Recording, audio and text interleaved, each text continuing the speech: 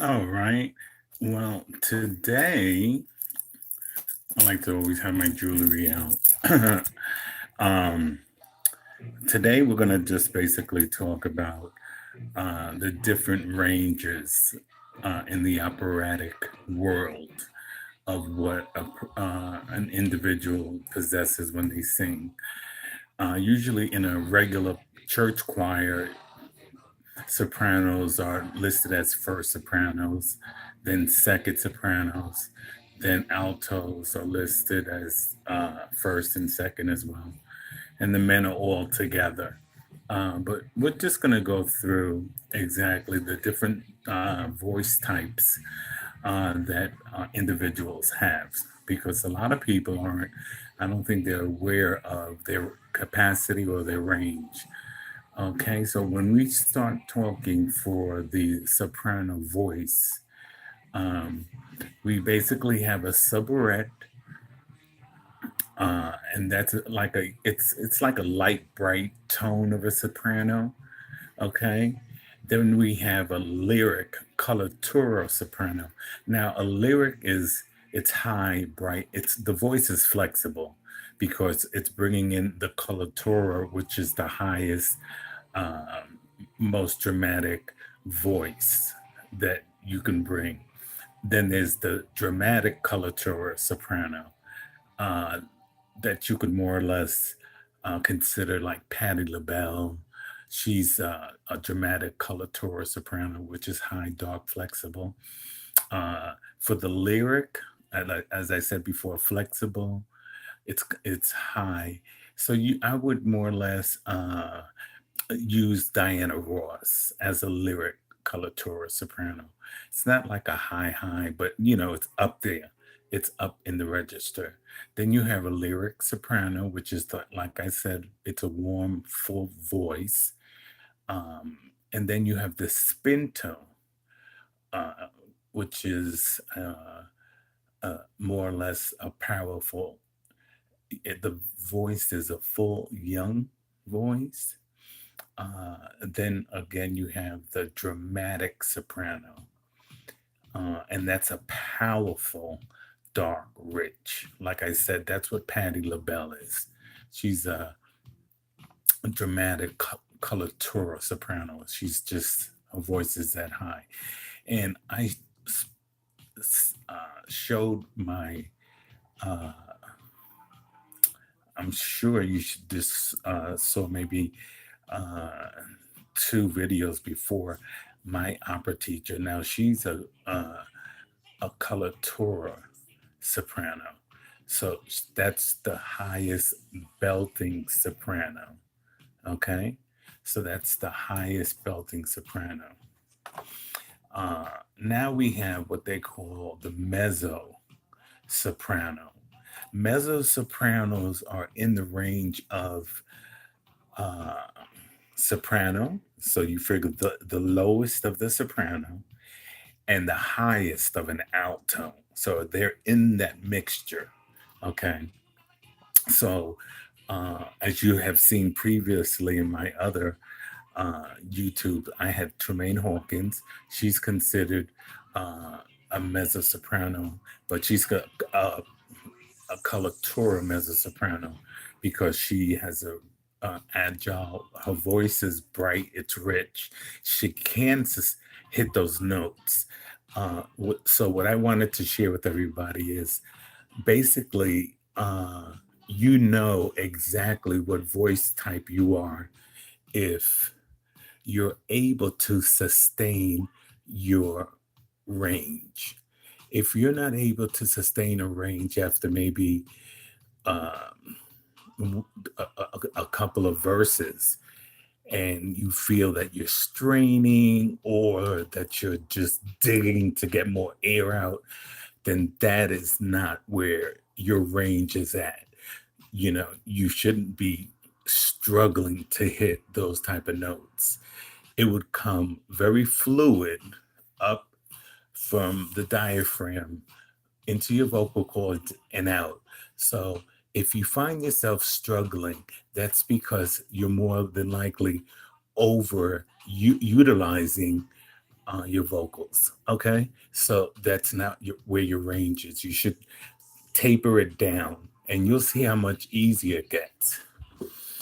So a mezzo soprano is more or less like a second soprano that they have in church choir. So then there's a lyric mezzo soprano, which is very light. It's a light, but it's a soprano. Then there's a dramatic mezzo soprano, which is rich, powerful, and the voice is very imposing. Uh, so I would say Tremaine is. I'm not. I don't know. It's very hard because she sings differently.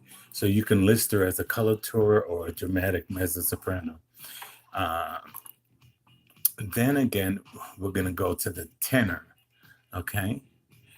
We have all men are tenors. Okay.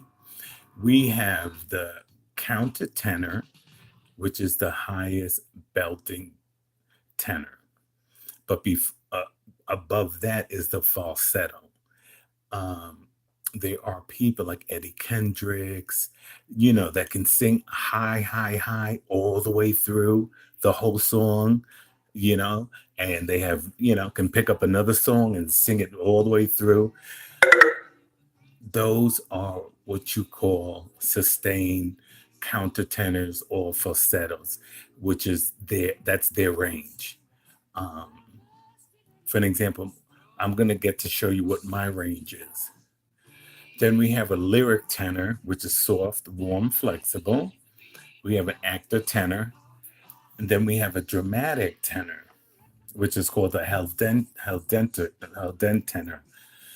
And then we have a character tenor. My voice is more as a tenor de fuerza, which is a dramatic tenor. So my voice lies in between uh, the second tenor. So my voice is a second tenor and then a first baritone.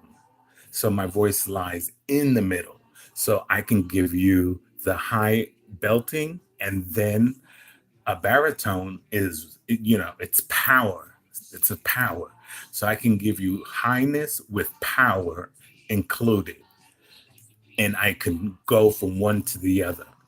That's why you have to know what range you can go, because you can really do damage to your vocal cords if you're not singing properly.